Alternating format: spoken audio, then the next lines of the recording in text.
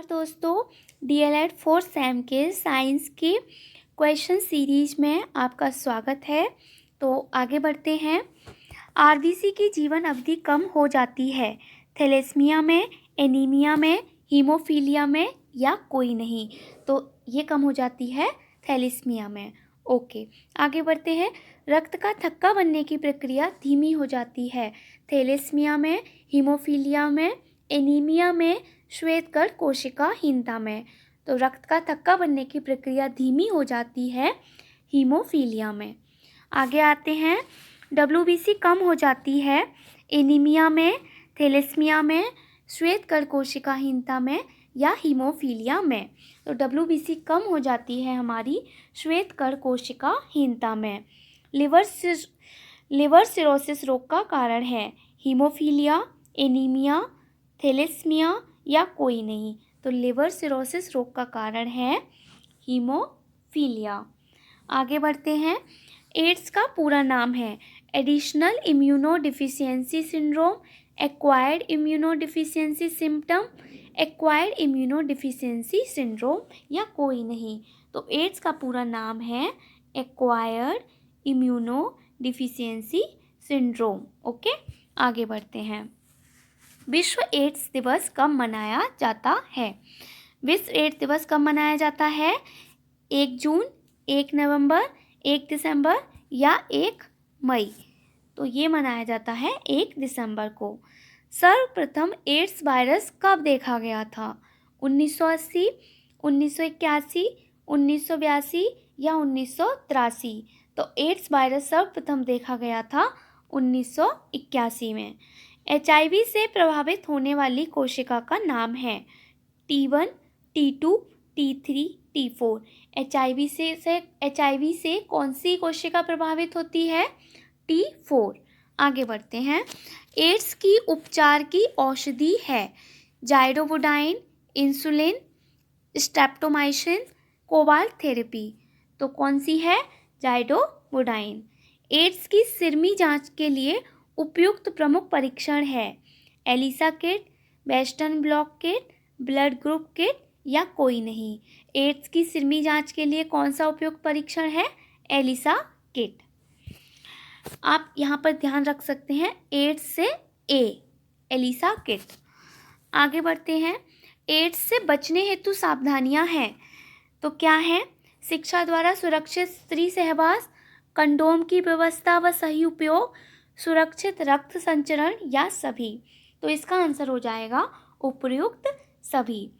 1984 में किस वैज्ञानिक ने एचआईवी का आविष्कार किया?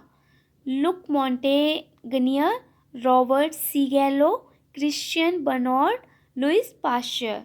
तो 1984 में एचआईवी का आविष्कार किया रॉबर्ट सी गैलो ने।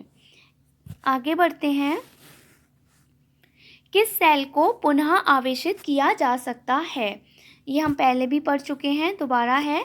सीसा संचायक सेल, वोल्टीय सेल, शुष्क सेल, डेनियल सेल। तो सीसा संचायक सेल को पुनः आवेशित किया जा सकता है। प्राथमिक उपचार में कौन कौन से गुण होने चाहिए? क्रिया में तत्पर तथा निपुण, मधुर स्वभाव वाला, साधन संपन्न, कुशल व सहनशील या उपरोक्त सभी गुणों वाला। तो प्राथमिक उपचारक में ये सभी गुण होने चाहिए। प्राकृतिक चयनवाद प्रतिपादित किया गया, किस लिए किया गया ये आप बताएंगे, ये करा चुकी हूँ मैं। निम्नलिखित में से सांद्रण विधि नहीं है। फेन प्लवन विधि, चुंबकीय पृथक्करण विधि, निस्तापन विधि या गुरुत्वीय पृथक्करण विधि। तो ये सांद्रण नहीं है, निस्तापन विधि। आगे बढ़ते हैं। कांच की छड़ को रेशम से रगड़ने पर छड़ में आवेश आ जाता है। धन आवेश, ऋण आवेश, दोनों आवेश या कोई आवेश नहीं। कांच की छड़ को अगर हम रेशम से रगड़ेंगे तो धन आवेश आ जाता है उसमें। आवर्त सारणी में किसी समूह में ऊपर से नीचे जाने पर, ये वाला क्वेश्चन भी आपको करा चुकी हूँ, आप कमेंट सेक्शन में इसका आंसर बताइएगा। रुधिर का थक्का बनने वाली रुधिर कणिका का नाम, ये भी हो चुका है, इसका भी आप आंसर कमेंट बॉक्स में दीजिएगा। एलिसा परीक्षण है चलिए मैं बता देती हूँ इसका। हेपेटाइटिस, क्षय रोग, एड्स, टाइफाइड, एड्स में ये भी ऊपर हो चुका है। गैलेना किस धातु का अयस्क है? जिंक का, लेड का, कॉपर का, एल्यूमिनियम का। तो गैलेना का जो गैलेना अयस्क है उसका जो फॉर्मूला होता है वो होता है PVS, एक सेकेंड, PVS, और इसका जो ये लेड का अयस्क है। वातावरण और जीवधारियों के पारस्परिक संबंधों से क्या बनता है? समुदाय, पारिस्थितिकी तंत्र, जीवोम या खाद्य जाल। तो इसका आंसर है पारिस्थितिकी तंत्र। आगे बढ़ते हैं। शुष्क सेल में किस पदार्थ की छड़ एनोड का कार्य करती है? ये भी मैं करा चुकी हूँ, तो इसका आंसर आप दीजिएगा कमेंट सेक्शन में। रुधिर का थक्का बनाने वाली रुधिर कणिका का नाम बताइए। ये भी हो चुका है, तो इसका भी आप आंसर कमेंट में बताइएगा। निम्नलिखित में से दिष्ट धारा का प्रयोग करते हैं? पंखा, टॉर्च, टीवी, कूलर। तो टॉर्च। पौधों एवं जंतुओं के बीच की कड़ी है? Amoeba, Euglena, virus, Chlamydomonas. देखिए, पौधों और जंतुओं को जोड़ने वाली कड़ी को हम बोलते हैं यूग्लिना। तो इसका आंसर हो जाएगा ब। चुंबकीय पदार्थ है, ये आप सबको पता होगा, इसका आंसर भी आप कमेंट सेक्शन में बताइएगा। लाल रक्त कणिकाओं का निर्माण होता है यकृत में, मस्तिष्क में, प्लाज्मा में, अस्थि मज्जा में।